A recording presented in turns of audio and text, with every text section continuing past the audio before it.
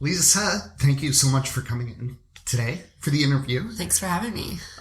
So I understand you've been in Kelowna for 3 years and 1 day? 3 years and 1 day. Is that right? 367 days. And you're... or 66 days. Right? You're originally from Winnipeg. Yeah. I think we've had about a dozen guests that are from Winnipeg. Yeah. So Kelowna seems to be a popular destination. Yeah. So tell us a little bit about the story. You left Winnipeg in 2011. I left to follow my dreams in California to escape winter, and I want to win an Academy Award for hair in film.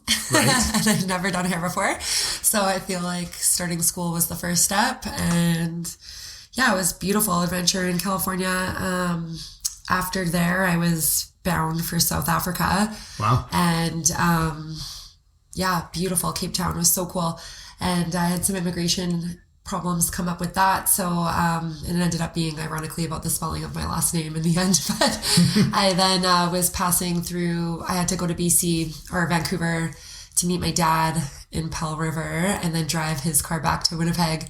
And I'd never been to Kelowna, and Kelowna had came up on my radar twice. I vaguely remember hearing about Kelowna when I was a kid, but it was always in reference to retirement or golfing. And I was just like, what is this place? And then I was getting I apprenticed, and my mentors were both from France, or one of them was from France, and he used to do Wayne Gretzky's hair. And he was like, I was in the Manitoba liquor store. I was, trapped in Winnipeg for a few weeks, ended up being 8 months between South Africa, and then I was in the liquor store and I seen a bottle of Wayne Gretzky wine. So I was like, I'm going to buy this. I'm like, where is this in California? And then I looked, I'm like, the Okanagan, where the fuck is that? And then I was on Instagram that weekend when I was at my cabin, and then I seen another hashtag Okanagan living, hashtag Kelowna. And I was like, what is this place? And then, when my dad asked me to drive his car back to Winnipeg, I was like, I'm going to reroute this trip to Kelowna. And he's like, no, I want to get to Calgary. And I was like, no, Kelowna's calling me. And then I'll never forget it. It was August 25th, I think, 2015. And I came over the bridge, and I didn't even make it halfway over the bridge. And I was like, whoa. And then I was like, yeah. And then I was like, well, they have a film industry, they have wine, they have adventure, and I like the sense of community. I've never really belonged to a community before, and I feel like I just felt it. So I started applying for jobs that day and found a place to live. And within 18 hours, I decided to move here. And then I officially came here on January 4th. I'd come and gone between October, November, and December, but officially January 4th, 2016. And then I was trying to fit in somewhere, and I just really wasn't at all. I have a strong passion for cruelty-free hair and for... Tell us about that. What is cruelty-free hair? So basically 80% of animal testing is done on beagles, and I am a huge animal lover. And I just feel also with my love for the environment, color, hair, the hair industry is kind of a wasteful industry, no offense to anybody, but so I was kind of just like, whoa, what is my name going to represent here? So I wanted to make sure I was environment, you by walking in the doors of Burke are being kinder to the environment and animals without knowing it. And that's something I want my clients to always trust me for. So you mean shampoo, hairspray, color, all these things they test them on. And it's not shampooing the beagle or hair coloring the beagle. They're actually doing some really, really sad things. They put it through their eyes. They put it through their eyes and in their sides, and it's a variety of animals as well. And I have 4 animals at home. So for me, it's what's the difference between those animals and my animals, right? And so then I wasn't really fitting in anywhere. And then I befriended immediately the girls at Naked Cafe upon moving here. And they found a place on Lawrence. And I was like, oh my God, I could be your neighbor. And then Orange Fitness was right there. And then I was just like, fuck it, I'm turning 30. I'm going to start a business. And did that. And it's been amazing. I've never been a part of a community, and I've never experienced community living like Kelowna. And I just feel like in 3 years now living here, I'm pretty much, I'd say 95% local for everything I do. And that's awesome. What a beautiful thing, Yeah. And it's I feel like raising awareness, I can have conversations here like this where I'm not offending people or worried to speak about my values or my beliefs. And I'd like to ask you a little bit more about that, if you don't mind. So I understand, so they don't want women to feel irritation in their eyes. They test on these poor creatures. No, I don't think it has anything to do with the eyes. I think they just have to put the chemical through the eye to see what kind of reaction. Yeah, and I'm not sure 100% on the statistic because I am on air, but I do know that it's like, I believe there's last year alone, there was 110,000 animal deaths, 109,000 deaths from products that were tested safe on animals. That's terrible. Because beagles are nothing like us, like, you know? Yeah. Yeah. That's so terrible. So obviously we don't want to test on animals. Right. But the researchers, they're trying to find out some kind of information. I'm not sure it's about that. I think it's mostly to do with China. It's the law to test in products that come from China. I see. So a lot of these companies will say, we don't test on animals, but if you look at where they source their product from, it comes from China, and then they slap their label on it. So it's already been pre-tested. Yeah. So is there a way to do this research without torturing these poor animals? 100%. When I lived in California, I found, even I was broke when I first moved there, so I was like trying to make money some way, and like they research on people. Like, you know what I mean? And even like, I'm sure there's stuff like that here in Winnipeg. I haven't seen that, but like, I don't understand why you wouldn't want your skincare or your hair care being tested on people before. And voluntarily. Yeah. Obviously. And like, what a way to help that community too, of people who are maybe a little less fortunate, right? And like make some money on testing, because it can't be cheap to have these test labs, right? Like I don't know. Yeah, it's really horrible. Sick, actually. Really so thank you for bringing awareness to it. We have 2 beautiful cats here. We love dogs. We love animals. Well, plus think about the water too. It's like, just to give you like an idea, it's like I've spent just on color, not including bleach or anything else. Like our salon has spent $100,000 on color, and if you use, let's just say ballpark, it's probably under 20, but $20 a client at $100,000 worth of color, that's a lot of color going down the drain. And then where does that go, right? Yeah. And that's kind of where I want to think about, you know, like I love the clean water here, and I just want to make sure that, again, like I like to do my business locally, and I find the more local I am, I walk into anybody's business and it's just like done ethically and just right. And so again, you could walk into Burke not knowing, right? That you're doing right by. Exactly. Yeah. So some of the colors, are they better now than they used to be as far as chemicals? And 100%. There's so many options out there, and like that's something else I try to like not preach, just like educate, that just because I use this color line, that doesn't mean there's not like 4 other color lines, right? Yeah. Your color is amazing. Thank you. Can you tell us about some of the ingredients in it that are? Yeah. So ironically, I am, I guess, vegan. I don't love labels, but I am vegan, but my color line actually isn't vegan. It is, the main ingredient is sustainable honey, actually, and honey is quite healing. And it's honey, pomegranates together make a chemical reaction, and it's actually ammonia free too, which is huge. But there's like aloe vera in it. Like, nice. It's scented with rose hip. It smells amazing. I love rose. Do you know what gives that amazing color? Like what that is? Just the pigments. There's like, and then like obviously your pigments, which is technically a chemical, but I don't know. It's just like I love Kevin Murphy. It's just so shiny, and I don't have to wear gloves, and that's a huge thing. Is not breaking out in hives or having like your hands sting, and the smell especially, like, because when it hits your head, it's like whoosh. Oh yeah. But yeah. And then we use Pulp Riot, which is like a fashion color, and that's like a conditioner based product, and that too, it's like, I don't understand why you have all these options and yet people will still pick. But usually it's because it has a big shiny label on it, right? Right. Yeah. Was this Kelowna Now that was it in focus? Like all these questions? Yeah. I did it too. Yeah, and nice. There's so many great questions. I'm just going to ask you some of these. Yeah, I love it. You know, so what's your favorite local store in Kelowna, and why? OMG, I love... Might have changed since you answered this, but... Yeah, right now I have a big love for Milk Crate Records because I love collecting vinyls. Unless Market, I know they have some changes going on, but oh my God, I love going there. Frock and Fellow. Yeah. Is that clothing? Yeah. So it's all like consignment. Yeah.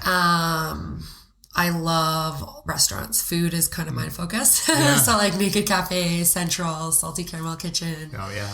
Oh my God, I love food. There's so many great restaurants here. That's one of the things I love about And that's something I try to do. Like, I don't know who it was, but when I first moved here, they said, if you want to be a part of the local community, what you should do is in the winter, never go to a restaurant that isn't local. And I was like, whoa, what a good idea. So I always try to do that too. Right. Yeah. Very cool. Love local. And tell us about a hidden gem in the Okanagan. So we have a lot of listeners from the coast and from Calgary and stuff like that. And there's like cool little spots that they don't know about. So tell us some of the little spots you like. You like to take your little doggies, for example. Yeah, I love hiking and I love water. So I always try to find like private little beaches or docks. There's one by Manhattan, but the one on Manhattan's been closed for a year. I found a new one on West Side Road, or on the West Side. Oh, I forget what it's called, but yeah. Honestly, where it's not hidden at all, but you know where I like freaking love is Sparkling Hill Resort. Right. I just got back from there. I love it there. And Nelson, I found a lot of cool spots there. I don't know. In the Okanagan right now, I've actually been on the hunt for a new one, so maybe I just need to re-listen to some of what other people are saying. Those are some great spots. Yeah, but I like super like chill and intimate little spots. I wonder if Manhattan Point's been reopened since. I hope so, but that one's cool because if you go, it's not like the Manhattan Beach where like they have the kids stuff. It's like to the left, and then you go through where it looks like you're not allowed to be in there, but you are, and then it's just like a dock, and then there's a tiny little lighthouse on the end of it. And it's so pretty. Right. Yeah. I understand one time you were going to Winnipeg and you took someone's luggage. Yeah, I have two more luggage stories since that one too. I was going to Winnipeg to work a wedding, and of course I was late for the flight and only had 12 hours till the wedding. And then I was like, after a couple beers and some Thai food, I was like, I'm going to put on my pajamas, and I open up my luggage, and then there's some medicinal honey in it, and I'm like, who put this in my luggage? And I was like, where's my hair stuff? And then I was like, oh my god, I took someone's luggage. And then I called the airport, and it was awful. And then actually the last time I was in LA too, I was like checking in at my Airbnb. Like, they're like, oh, where's your passport? I'm like, oh, it's in my luggage. And I look at my luggage and I'm like, oh my god, where's my luggage? I left it literally the middle of South Central LA at a 7-Eleven for 25 minutes beside a garbage can, and it was still there. And I was like, oh my god, I'm so lucky. That's awesome. Yeah. That's so great. So tell us about your 2012 vision board. February 2nd, 2012, created a vision board that changed my life. Yeah. And yeah. So you believe in vision boards, obviously. Yes. So since then I make vision boards. I try to make them about 4 times a year, but one main one for the year. Yeah. Nice. So like New Year's type of thing. Yep. And then usually like every season change, I'll make like small ones just to make sure I'm on track. So can you tell us what you did for 2019? Or are you still working on it? No, I got it. It's got it all done. Actually, I'll read you what it is. Great. The main focus of it. I learned how to be assertive last year and vulnerable. And then this year, last year's mantra, I guess, for me was, I do not need to be in control in order for things to go exactly as they should. And this year's one is, I release all things from the past year that has caused any negative attachment. I prepare and welcome new changes, new lessons, and new adventures. I welcome new opportunities to grow emotionally, mentally, and spiritually. Nice. Yeah. I like it. And then around that, I have like my travel goals, work goals, personal goals. So you put some text. Do you also clip photographs and like put that on there? Yeah, I try to do both. How big is it? So Kara, my partner that spoke with you, hers is over there.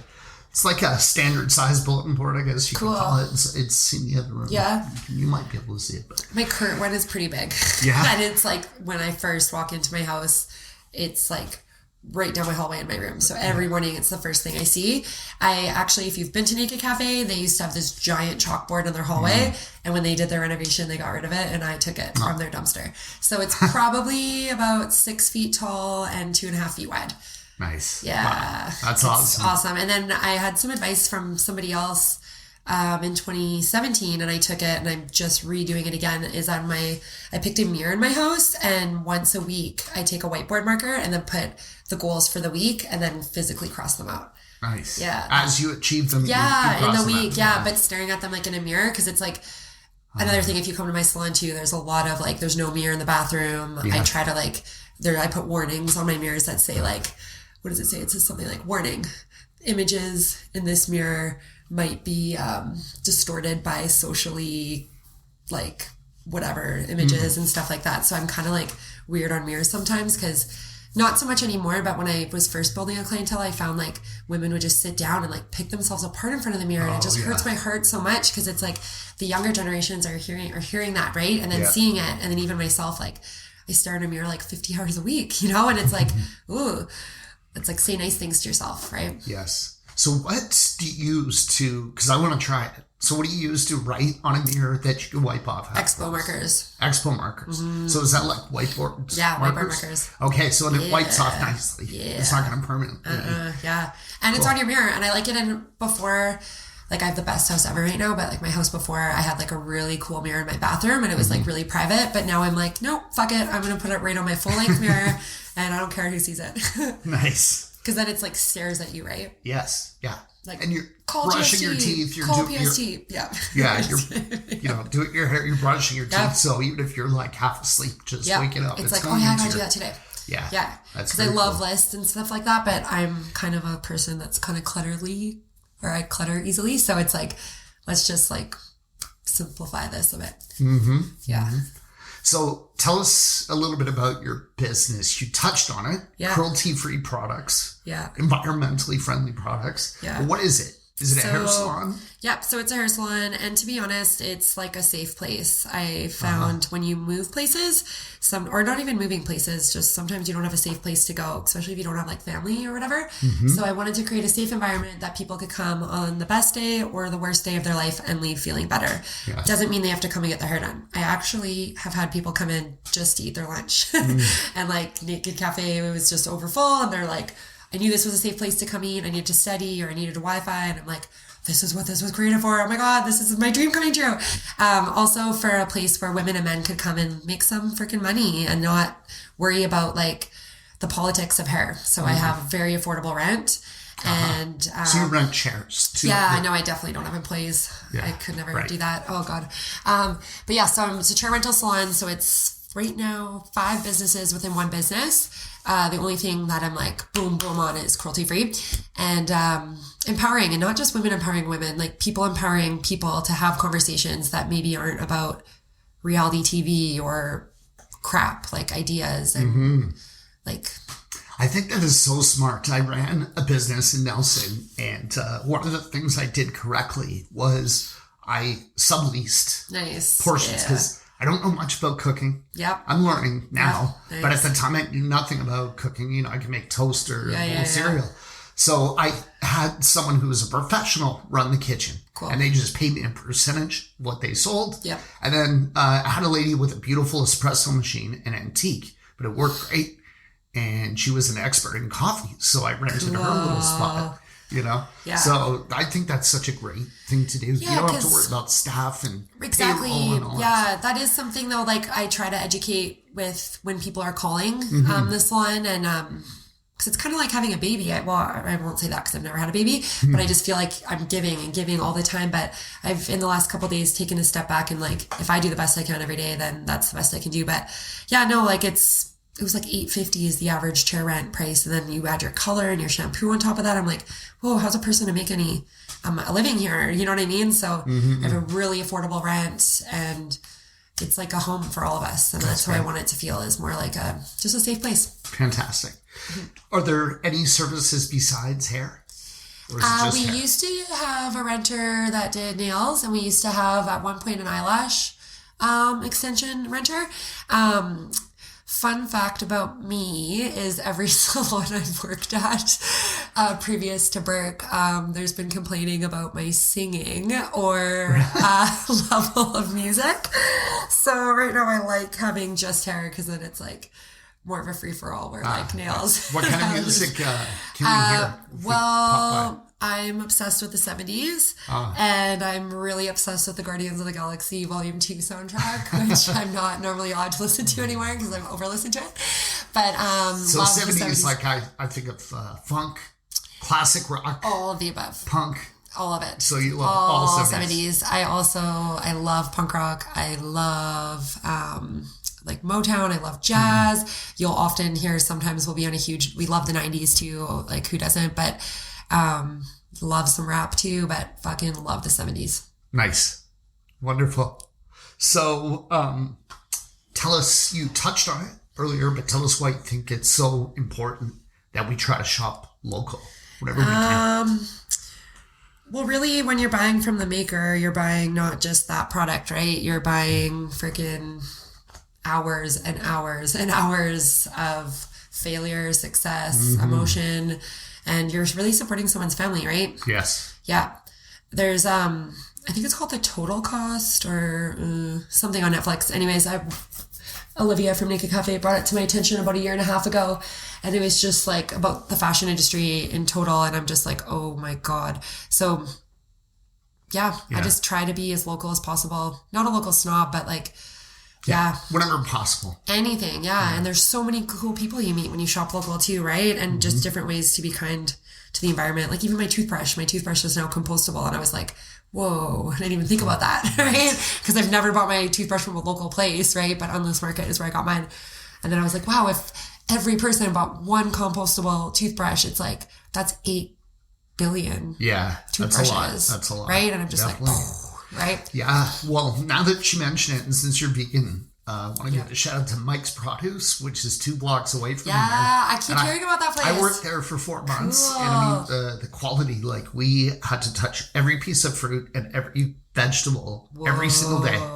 So we take it all down at night, we put it all back up, and if it's a little bit flawed, we reduce the price. Cool. And if it was like a little more than that, we would give it to the gospel mission. So cool. So it's still perfectly edible. Right. Like, you know, and then the trim, we would give it to local farmers that have rabbits. And That's stuff. so cool. And it's just beautiful. And it's all local people, obviously. Yeah, it's not a franchise or, you know, all the money is staying in the And it's just like somebody's passion, right? At the end of the day, local is about passion. And I'm such a passionate person. I just feel like passionate people understand other passionate people. Definitely. Yeah. For sure. So tell us the name of your shop. I'm going to put links in the show notes, but tell us the name and the location so people can find you. Burke Hair Lounge, Burke, and 515 Lawrence Avenue. And it's close to Naked Cafe. Yeah. Yeah. Awesome. And, yeah. And who would you like to nominate to come on the show in the future? I am going to have the Naked Cafe for sure. Nice. Because you'll have so much fun with them. And I know Sarah from Endless Market is in the middle of some other, I don't want to say activities, but other passions right now. But she is responsible for the first annual local gift card, which is bomb.com. I think there's over 50 businesses included in it. And it's like, you can buy that gift card for $5 up to $500. And then it's like, you can use it at any local business. And it's like, oh my God, could you imagine if everybody bought local gift cards instead of Tim Hortons or Starbucks? No offense, but like, you know what I mean? Yeah. Like, whoa. And you could use it from like, and her name is Sarah? Sarah Coffrey. Perfect. Thanks so much. And at Naked Cafe, yeah, what are your favorite people there that is an interesting person? Olivia Gordy is the oldest sister. Tegan Gordy is the middle sister. And Tessa Gordy is the youngest sister. And they are 3 of the most beautiful souls I've ever met in my whole life. They are so amazing and supportive. Maybe we'll get all 3 of them. Yeah, we'll see what you'd they have say. so much fun with that. We've had 2 and 3 people at the same time. But we'll see what they say. Yeah, they will 100%. Awesome. Yeah. Great. Well, thank you so much, Lisa, for your time today. Appreciate it. Awesome. Luke Mankus is a realtor. He loves what he does. We asked Luke if he had any regrets about moving here in 2011. And he always says, yeah, one regret. And that is he didn't move here sooner. When Luke came here, he didn't know anyone. He didn't know the neighborhoods or anything or anyone besides his daughter, who was 6 years old at the time. So he knows what it's like. Now, he's an expert and has helped well over 100 single people, couples, families, and investors with their real estate needs in the Okanagan. If you're new to our beautiful city, Luke can help you get connected with great lawyers, dentists, carpenters, landscapers, swimming pool installers, you name it. And whether you're new to Kelowna or not, Luke knows real estate. He can help you find a great property, negotiate a good deal, and hold your hand all the way through the process until the day you get your shiny new set of keys. Luke is known as a no-pressure kind of guy. He's had clients where it took even a year or more to get them into a property. He just doesn't believe in rushing things. On the other hand, When you decide it's time to act, he's diligent, and he'll work day and night until the job is done. Give Luke Mankus a call or a text message at any time. 778-215-4273. Again, that's 778-215-4273. 778-215-4273 to chat with Luke about real estate.